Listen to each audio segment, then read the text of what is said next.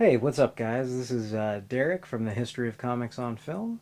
I just thought I'd try something out here. This is going to be a little, hopefully, easy filler piece on my autograph collection that I started sometime around probably 1999. And this is probably from either let's see, the 2001 or 2000 San Diego Comic Con, and this was when I was getting into Dragon Ball Z, and the Texas Funimation Dubcast was at one of those cons. I think it was probably 2001 because I think at 2000 I was just starting to get into that and watch that show and everything. Um, but let's see, what do we got here? It's Sean Schemmel who does Goku and King Kai and Nail, and then next to him, it's a group shot of the whole cast, and then that's Tiffany Vollmer who signed Bulma there, and then let's see here. Meredith McCoy, who did Android 18, and she was really, really pretty and really, really nice. So that was kind of cool. And then Sonny Strait did Krillin there, and he was really funny and cracking jokes and everything. So he was a nice person to talk to and meet for a little while. And then Eric Vale signed Trunks. Now I know that it's not. Eric Vale doesn't do the kid version of Trunks, but I guess beggars couldn't be choosers. I sort of bought that poster at the con, thinking, hey, it's a group shot, and I can get all these guys that were there to sign it and stuff. And basically, I guess it's Laura Bailey who does the kid version of Trunks. But anyway, Eric Vale was there, and he was more than happy to sign that for me, even though he wasn't the kid Trunks. Okay. And then trying to do the big poster stuff that I have out first. And I think I have some other stuff, but I just kind of went through and found all the stuff that was framed. So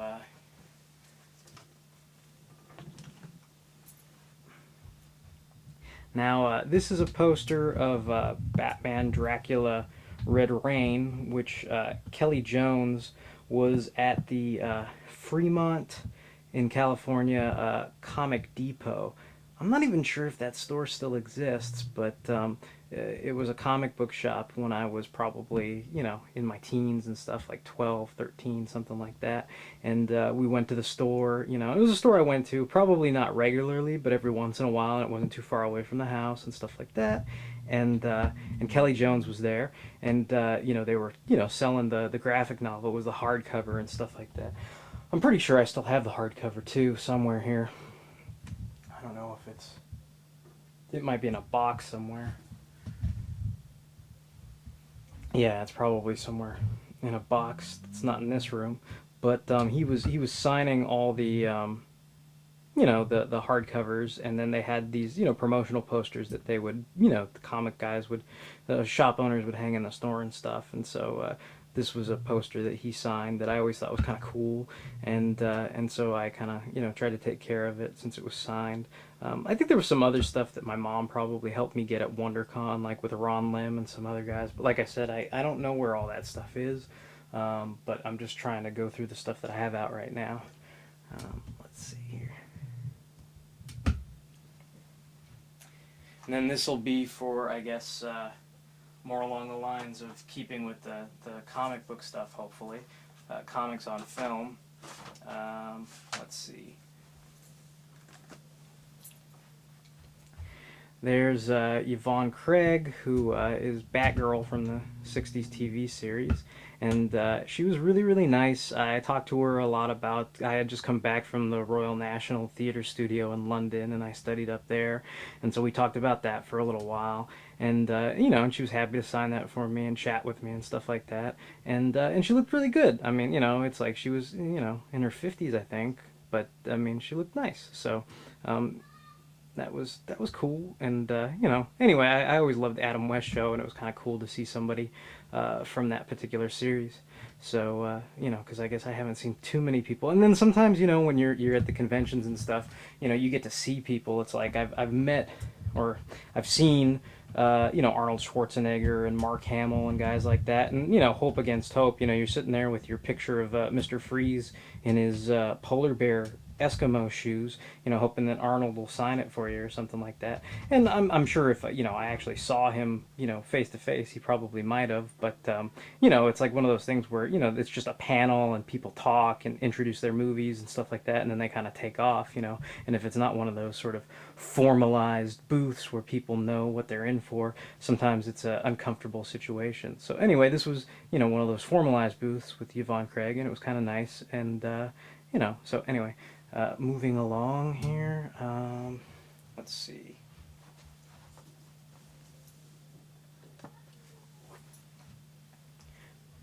Okay, that's Lou Ferrigno there as the Incredible Hulk. And when I first started doing this, I don't know if I was just naive about it, or I don't know what my intent was. I don't think I ever planned to sell any of these or anything like that. But I just at the time I just kind of thought it looked nice with just one signature, where I was like, hey, can you just sign this for me? Because I know a lot of people, it's like they have a whole essay on the front of the picture sometimes, and I thought, oh well, maybe that doesn't look as clean and nice and all that kind of stuff. And I figured it'd take them less time anyway, and not to be so, I guess, forward about it.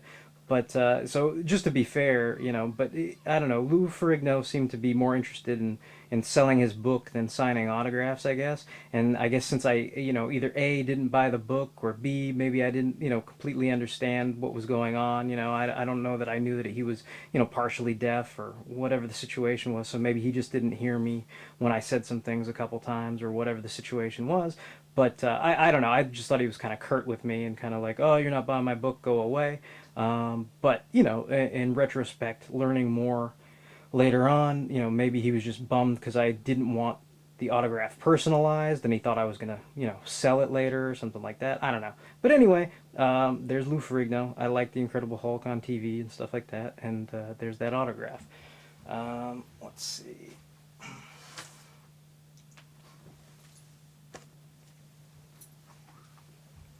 Okay, this is Jackson Bostwick, the first TV Captain Marvel. Let's see. Derek, best of luck. Jackson Bostwick, Captain Marvel, Shazam. Yeah, so I think we probably talked a little bit about acting. I think that's probably why he put best of luck there and stuff like that. And he was, I don't think he was there selling a book, because I think he's still trying to get a book made. Every time I go to his website, they say they're still looking for a publisher and stuff, which would be kind of cool to read, more. I mean, he writes a little bit about, certain experiences he had on the set, and the whole debacle with the change of, sorry about bobbing the camera up and down there, with the cast members and stuff. But anyway, he was a nice guy to talk to, and I was happy to get his autograph there. And then let's see here. Okay, and then kind of in the theme of switching casting of superheroes, this is Gerard Christopher, who played Superboy in seasons 2 through 4 of the series. And this was the guy, I guess, on some of the message boards. I know people were talking about how he went out and auditioned for Lois and Clark, and then they passed him up because he had already been Superboy. And some people were like, oh, that's messed up, and whatever. And I guess it's just the way sometimes things work. But I remember we talked quite a bit about Stacey Haddock, because it was funny, because he had all these pictures on his booth, and I think I don't remember what else he was selling, but he was selling some other things, and talking to fans and signing different stuff. Whether it was, I know there's like the photo covers of the Superboy comics and different things like that he had there. And then I kind of, he's like, oh yeah, you can pick out any one of these you want and I'll sign it and this and that. And I kind of looked at all of them, and then I picked the one with Stacey Haddock on it. And he's kind of like, oh, you like her, huh?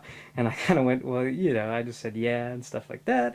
And and he's like, oh, everybody loved her. She was great and stuff. So, obviously she had a lot of fans too. But yeah, he was a fun guy to talk to, and I remember he had a website like Jackson Bostwick too, I believe most of these that I just ran through really quickly because they're all sort of comic book on film based guys. Um, these were all at the LA Shrine Auditorium Center. They would have these cons like almost like once a month, like it'd be like the April, May, June, July, whatever cons that were going on at the time, and usually they would have some kind of guests that hung out there, and I think initially I kind of went there because I was big on seeing what comics were there and maybe trying to see if anybody had certain action figures and all kinds of crap like that early, because sometimes you could never find them in the stores and stuff, so sometimes you would go there and see what all the scalpers had and stuff like that. But eventually I kind of started noticing, hey, this is kind of individual and exclusive to these cons, and you get to meet people and see people talk and all that kind of stuff.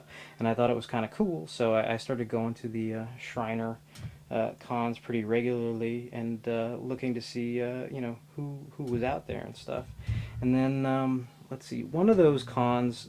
Normally they were kind of across the street from UCLA. That's where the Shriner Auditorium is, and I know sometimes they do award shows near there, like I think maybe like SAG Awards and other crap like that. Um, and then but one of them I think had to be moved to the LA Downtown Convention Center, which is a big building in downtown LA. And it's like a temporary. Normally they'd have all the cons at the Shriners, but here, and I know it might be kind of hard to see because it's kind of pixelated or whatever.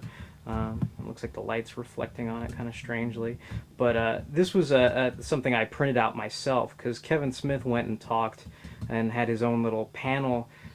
He was the big attraction guest at at the con there. And this was kind of like watching, I don't know if anybody's ever seen it, but if you've ever seen An Evening with Kevin Smith, it was kind of like seeing An Evening with Kevin Smith on DVD, but in person. Like it was before that DVD ever came out. And basically, he kind of went through the motions of all the same stories. He talked about how he wrote the Superman Returns script, or, whatever, Superman Lives, whatever you want to call it, Live script, and how he went to, what's his face's house, the producer's house, and how he made all the jokes about, dude, we get Superman because we're from the street, and the big giant spider that he kept plugging and trying to stick into the story. And the big punchline of the story is that the giant spider is what ends up in Wild Wild West. So the guy finally got his giant spider. But I think this was to promote Clerks, actually, because Clerks had not yet aired. The television animated series had not yet aired on TV, and so he was out there kind of promoting that series. And I think they showed a couple clips from it and stuff like that. And there were some funny moments where there were some young aspiring screenwriters who were trying to get him to look at his script and stuff like that. And it was kind of weird, like, because he was being nice to the guy and he said, sure, I'll read your script, but at the same time he was kind of like, all these other people have, I guess, quote unquote, real fan questions for me, and this guy was just kind of out there trying to I don't know, pimp his own stuff. So he kind of had him not waste everybody's time, and he said, sure, I'll read the script, and kind of kept the whole question line moving or whatever. And it went really, really long. And what was funny was he was like, dude, I'm going to sign everybody's stuff. And I was surprised because, like I said, most times, you see Arnold Schwarzenegger or, some of these panels. In San Diego, I got to see Mark Hamill and Bruce Timm and all those guys because they were doing the return of the Joker Batman Beyond panel, or like other guys like Josh Whedon was doing his panel on Buffy right before they did a panel on Spider-Man, and different things like that. I got to see the cast of Serenity and stuff like that before that movie came out. But it's not a situation where after they're done, it's not like all these people are going to be individually, personally greeted and have their hands shook and get autographs and all that stuff. It's kind of like you go there for the panel, you get to see people, and then they kind of promote their movie, and then they're off and running, to the next big thing they have to do. But with Kevin Smith, he was kind of like, no, fuck that. You know, I'm gonna stick around and everything. And what was funny was he went out for a smoke break, and it was funny because I was way in the back, and you know, most people were kind of like, ah, shit. Like he signed, like he went through row by row by row by row, and like he went through, like, you know, I don't know, 23 rows, and you know, maybe there was like, you know, two or three of us left, you know, in the rows, and we're thinking, oh man, he went out for a smoke break. And you know, a lot of people were like, ah, he probably, you know, dude did his due diligence. Like most people weren't even going to be mad if he didn't come out and sign their stuff, because you know, dude, he went through like 20 rows of people and shook their hands and talked to them and did all kinds of stuff. And so, you know, some of us were just sitting there, and I was kind of reading my Preacher comics or whatever I was reading at the time. And then eventually, you know, he came back from a smoke break, signed all our stuff. He looked at that photo. You know, I was kind of jealous of the one guy next to me because I guess he had some kind of printout of the Clerks cartoon, you know, for him to sign. And I thought, oh, that would have been cool. But you know, I don't know. I don't know if I, you know, had access to anything like that, or where that guy got it or whatever. And I didn't really have anything official. Like this wasn't even a real glossy photo I bought from anywhere. I just kind of, I think I took it from the Mallrats book, and I kind of scanned it myself and then sort of printed it out on a glossy photo page, hoping it would come out good. And so he looked at it and he was kind of laughing, and he's like, "Who are these fags?" You know. So that's basically what he wrote there. I don't know if you can read it, but he's like, "Derek, what a pair of fags," and you know, signed it. And you know, he was really cool and nice. So I mean, you know, that was a nice experience there. And okay, so that, I think that covers all. Oh, wait, one more thing. I was like, I think it covers most of the comic book stuff. Here, let me move some of this out of the way.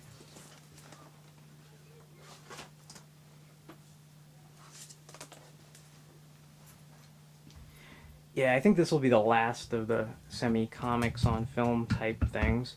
Um, this is from Heavy Metal 2000. This was actually at the Golden Apple in Los Angeles, on Melrose, and it's still on Melrose these days, but it actually moved down a couple blocks, so it's like it's I want to say it's east of Pink's Hot Dogs instead of west of Pink's Hot Dogs like it used to be. But anyway, this was back when you know, Heavy Metal 2000 had not come out yet, and they were promoting it. And Julie Strain, who is the wife of Kevin Eastman, who created the Ninja Turtles and stuff, was down there. She's the voice of you know, the character here. And this time, because of Clerks, I got the idea of, hey, I'll print out you know, an animated picture of the character and get her to sign that, you know. And she was really nice, and there were some other people there with lots of cool stuff, like I guess there were photo books and different things like that they had of her. You know, and I, you know, I didn't have any glossy photos of Julie Strain herself, unfortunately, but yeah. And I think I took a couple of those Heavy Metal 2000 things because I got one for one of my friends, signed too, who was gonna go with me but couldn't go. And so yeah, so I've got all that kind of stuff. And then I guess to make up for the fact that I didn't have a real photo of Julie Strain autographed, I sort of put that little cutout of her in the framed photo there. So yeah, and that was another nice experience.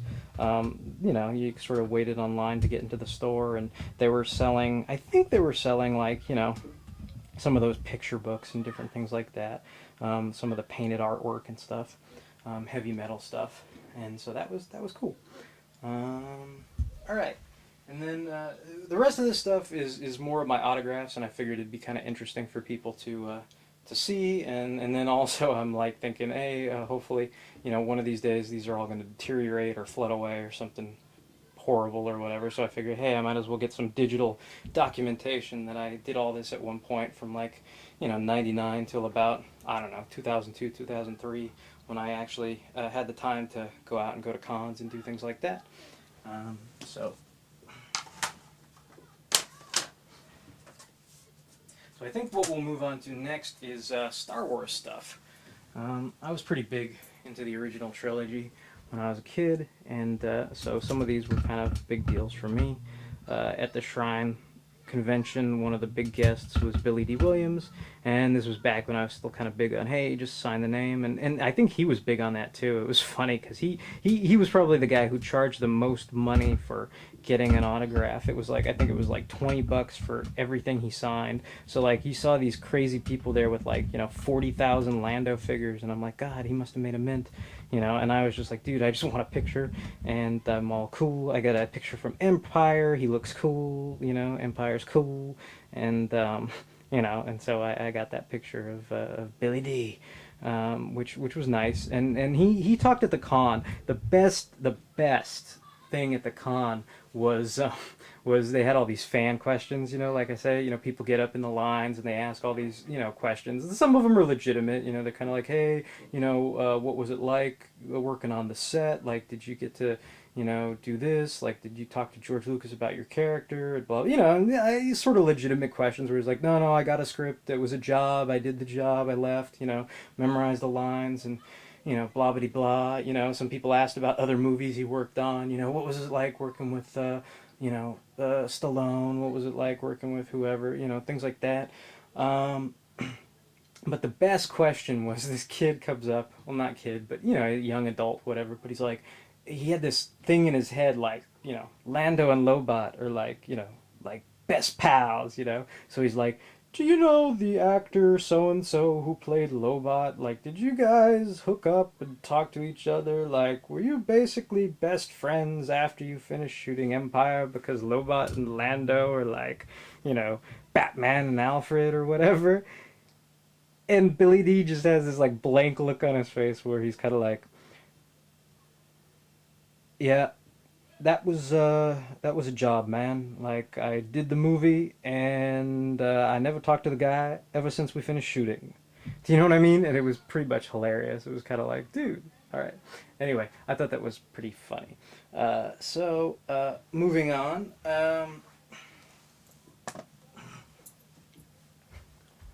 Here we got Kenny Baker, who played R2D2. And this was cool. He was a nice guy. He shook my hand, took the time to talk to me and stuff like that. And there was a big long line, so there wasn't a lot of time or anything like that. The scary thing was some poor guy who was waiting in line had a seizure in the middle of waiting for Kenny Baker. I guess what happened was, typical LA traffic.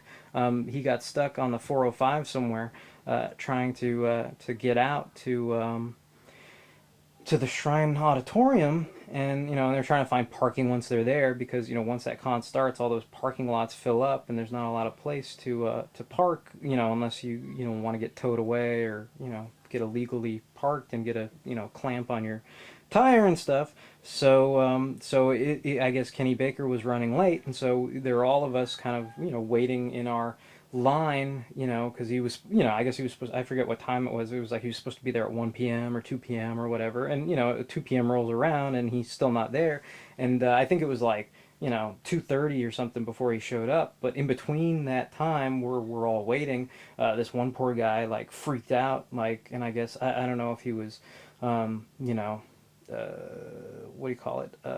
If he had low blood sugar, or I don't know what it was, but he basically it was a little ways down from where I was, but he sort of started convulsing, and you could see all the foam coming out of his mouth and stuff, and they had to call the paramedics, and people called up 911 and got somebody to take the guy to the hospital and stuff. I think people were telling me later he had a little one of those chains on his hand that explained what his condition was and stuff like that. And as far as I know, he was okay after that. But yeah, so that was a little bit of autograph line excitement there. And then okay.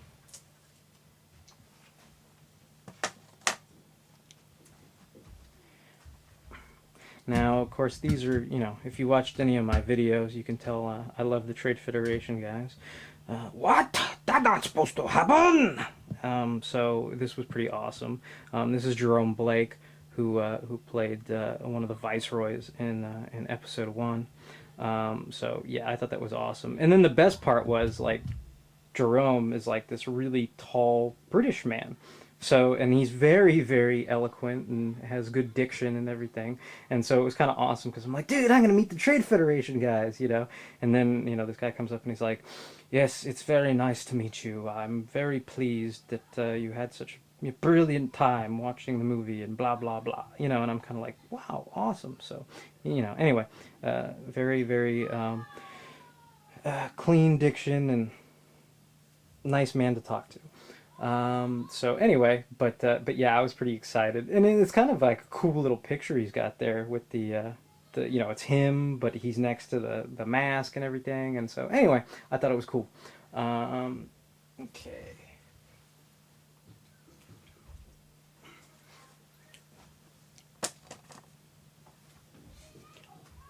Okay, this is Bart Simpson, the voice of Bart Simpson, Nancy Cartwright.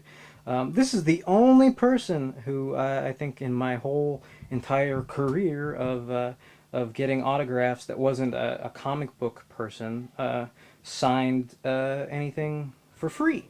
So I just thought it was an interesting little note. Maybe I'm just a sucker, or maybe that's just the way of the world. But anyway, she was really, really nice. You know, tons and tons of people. You know, everybody's like, "Oh, Bart Simpson, Bart Simpson," you know, and so tons and tons of people. And I thought that, you know, oh, that's cool. You know, I'd like to meet the person who does Bart Simpson. So yeah, so that was pretty awesome, and she was really nice. Um,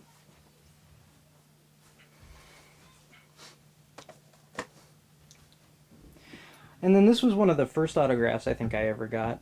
You can see it's still not personalized. It doesn't say to Derek or anything like that. Because this was back when I was in my phase of, oh, just, you know, just sign the autograph for me, please, or whatever. But this is Linda Harrison, who played Nova in the Planet of the Apes movies. This is a still from Beneath the Planet of the Apes, and she looked really, really great. And this was right around the time when they, I guess, remastered all those Planet of the Apes movies, and I remember I ran out and bought the VHS box set because they had just shown them all remastered on American Movie Classics, and you know, it was just, you know, a nice reminder when you would watch them as kids and stuff like that, and I thought they were really really cool movies, and it sort of, you know, rekindled my interest in them again, and it was cool that she was out there signing autographs and stuff like that. And I'm like, oh, cool, she was from the original movie, and I think I asked her about Charlton Heston and different things like that, and that it was a little more personal. You know, with some of those shrine booths, sometimes there's not lines and lines of people, not like with Billy D. Williams or Kenny Baker or anything. It's just, you know, there's the people that come up to the booths, and if there's not a long line, you know, sometimes they'll spend a long time talking to you because you know, people like to talk about themselves, you know. So anyway, nice lady, you know, looked really good for her age, and that was fun. Um,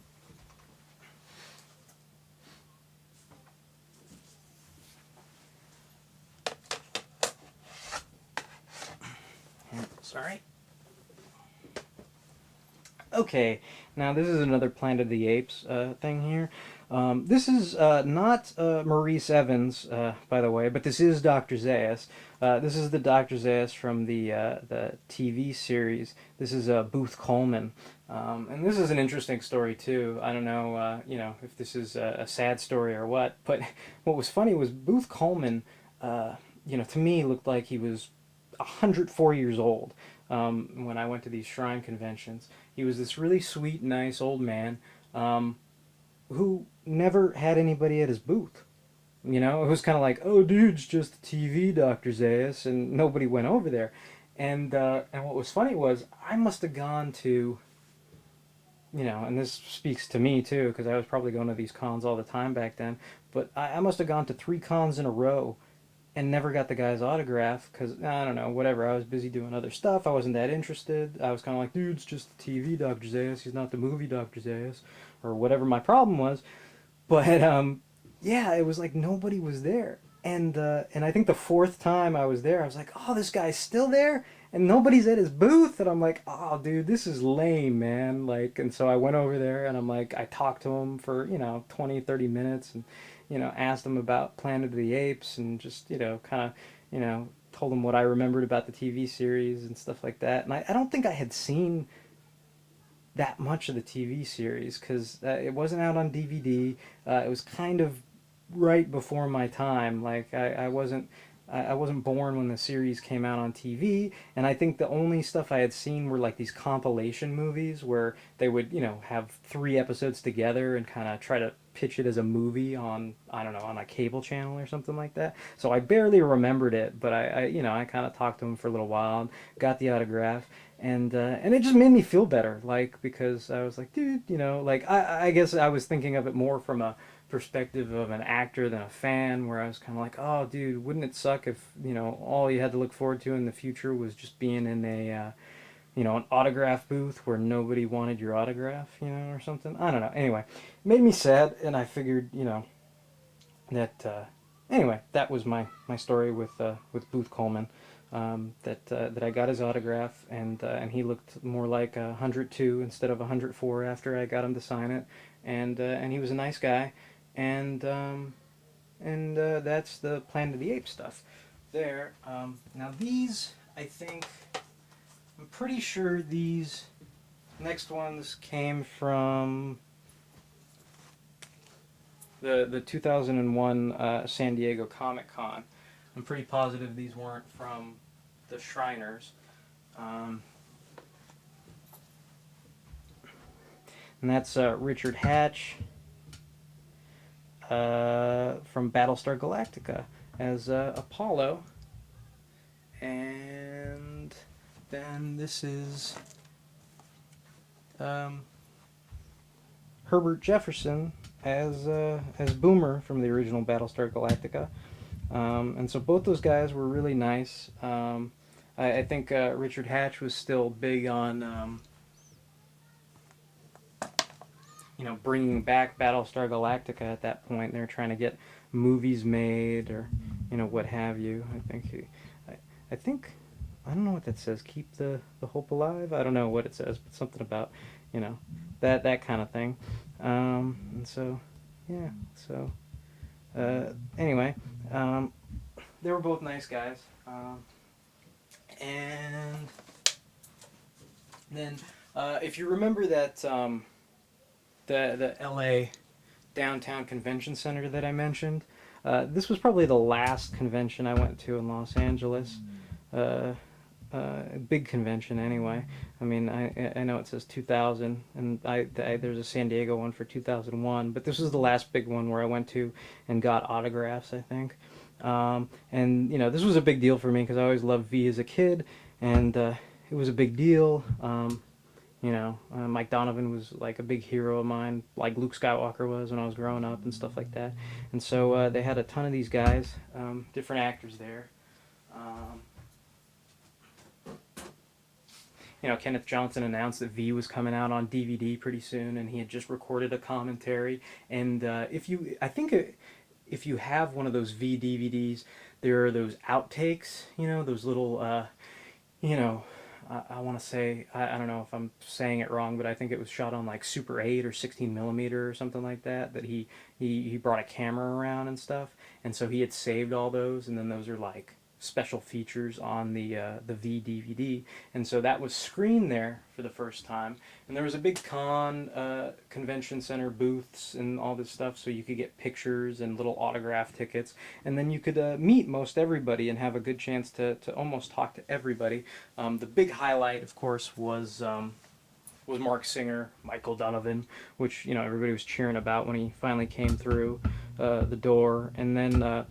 He was like the last person everybody got autographs from, where he came in for like an hour, signed as many autographs, as possible, and then he kind of skedaddled out of there really fast because I guess, he had to go shoot Beastmaster 16 or, whatever his big busy schedule involved. But yeah, he was cool. He was cool. But yeah, I guess they made some sense of false urgency with him in particular, where it was like, I'm coming in, and everybody's like, oh, and they're all excited and stuff, and then it was like he left, and signed everybody's autograph. So he was cool. He signed everybody's autograph. He just kind of scribbled his name really quick about 300 times, and then left. And I'm not saying that's an easy thing to do, but yeah, it was cool. I got to meet Mike Donovan. It was awesome. Mark Singer, Beastmaster, all that stuff was really cool.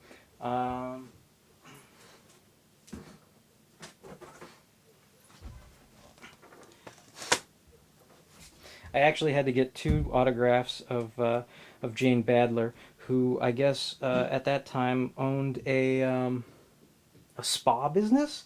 Like she sold hot tubs and different things like that in I want to say the LA area or San Diego or something. And she I always thought Diana was pretty hot and she looked good. Um, And then I always liked this outfit too, so I was like, I couldn't make up my mind. I knew that the first picture was like classic Diana, old school Diana, um, but this one, I kind of like, I guess it's like my tendency to like new things sometimes, where I like Rodimus Prime and kind of like those kind of newer, Lieutenant Falcon and stuff like that, over maybe Duke and Optimus and stuff like that. So anyway, I like that outfit. It's cool. She didn't look quite as hot as I was expecting because it's been a while, but she looked good, and she was really nice. And then let's see here. This is June Chadwick, who was her British right hand woman on the TV series. Now she looked awesome. Like I mean, she looked like how she looks there, like that's still how she looked, and it had been like I don't know, 15 years or something. Like she looked great, and she was really nice, and yeah, okay. So moving along. There were tons of people at this, by the way. Let's see.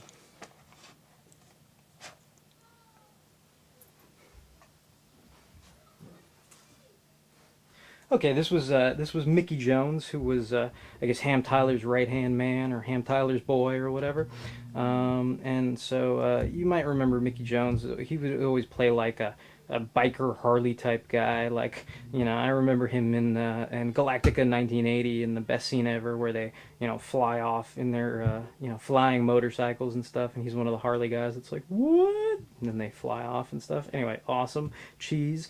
But anyway, he played Chris on V, and he was a nice guy. He talked to everybody for a long time, and he was very I don't want to say apologetic, but he was very sort of defensive or talked in the best light of Michael Ironside.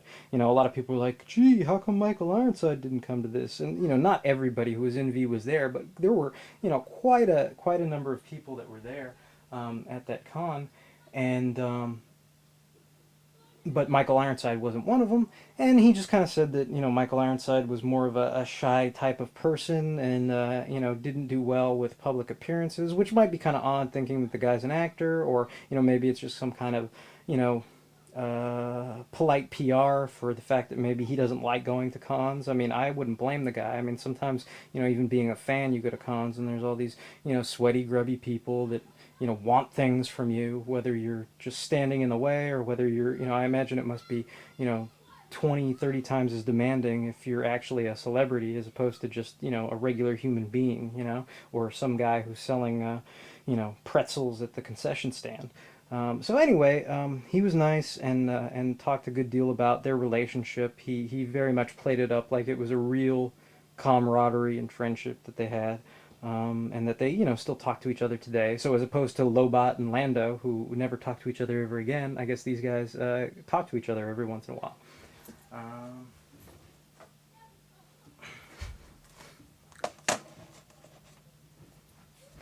Now this was a hard one because I figured I went there for the VCon, and I think there were some color photos of him, because this guy is Judson Scott, and he's made quite a few appearances. You might remember him from Star Trek: The Next Generation as one of the junkie dudes on Star Trek: The Next Generation, where they had the little canisters and stuff, and they were like zapping each other with their fingers with the cheesy special effects, and they're like, "I need the sniff, man. I'm jonesing," Or for me and my buddies.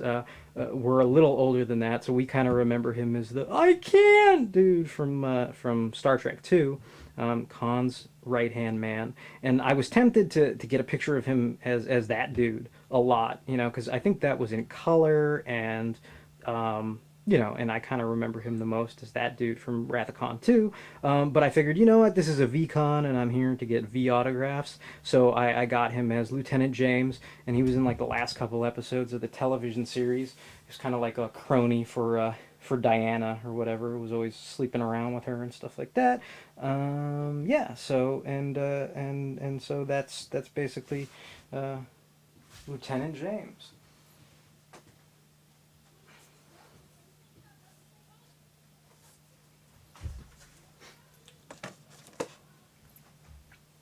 Okay, and then here's Frank Ashmore, who played Martin, and what was the other dude's name? Philip on V the series. He was the long lost brother. It took me a minute to remember his name. But yeah, Frank Ashmore was really cool. And then how it's kind of a small world. I found out later the people that some friends of mine that took my headshots. Um, and made headshots for me. Later on, we were shooting and had a schedule or whatever, and they were doing me a favor by letting me get some more headshots for free. And Frank Ashmore was actually there getting his headshots done, which I thought was kind of funny because it's a small world. Because one minute I'm getting the guy's autograph in 2000, and then maybe in a couple of years later, 2002, 2003, I run into the guy again getting his headshots done at the same place I was. So that was kind of interesting.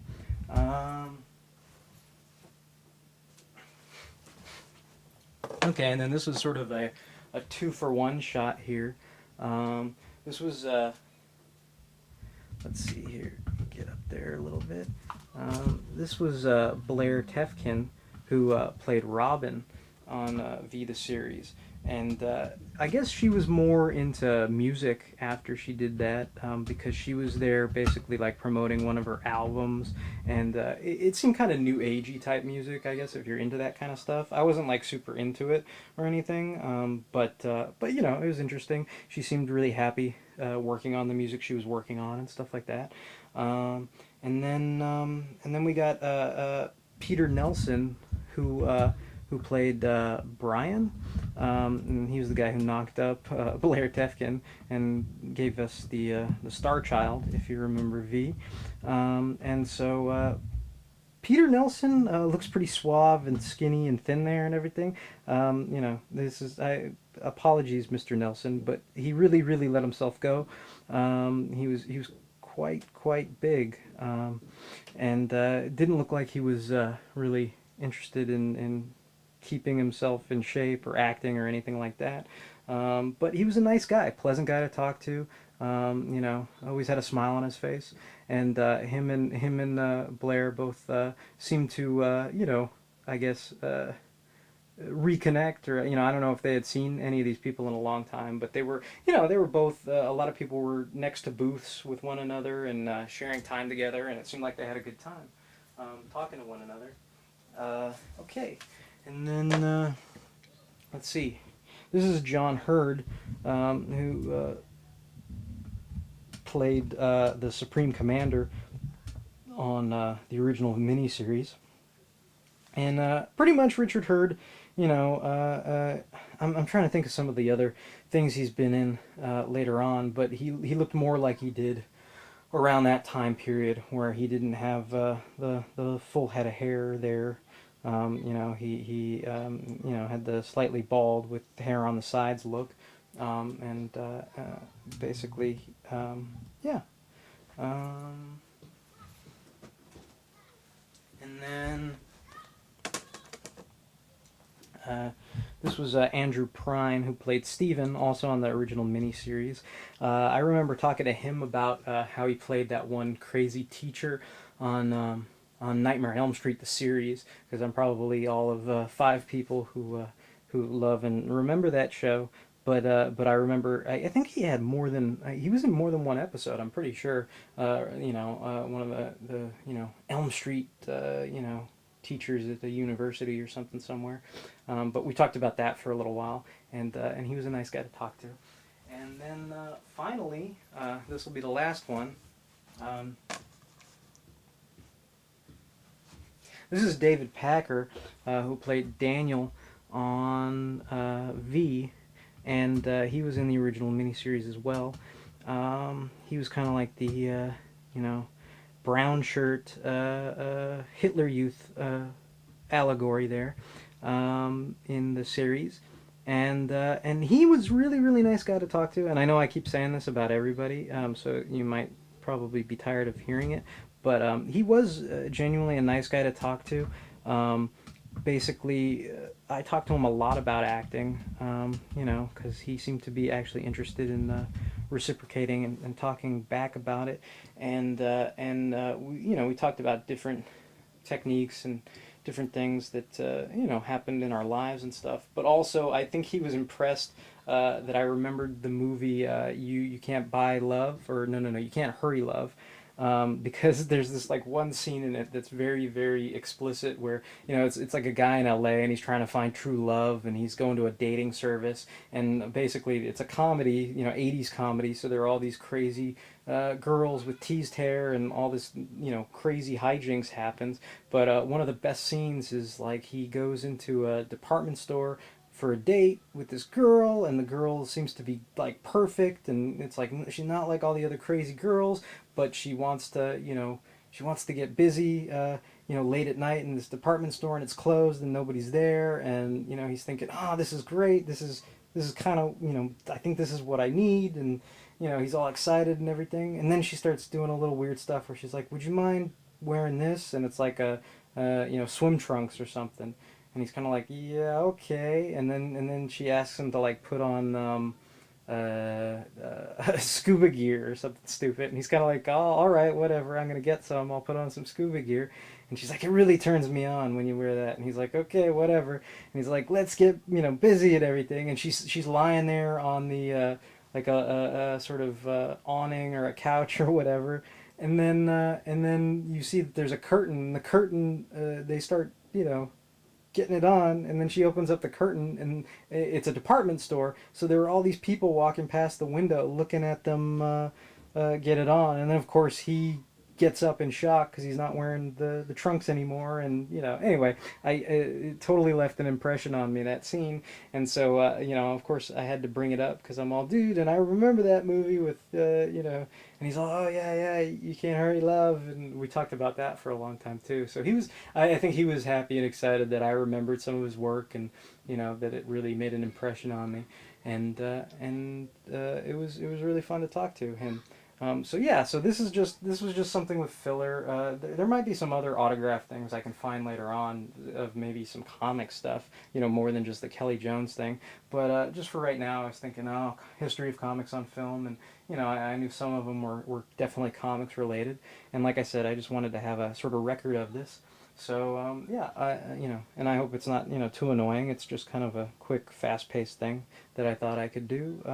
Anyway, keep watching the series, and thanks for your time. All right, take care. Bye.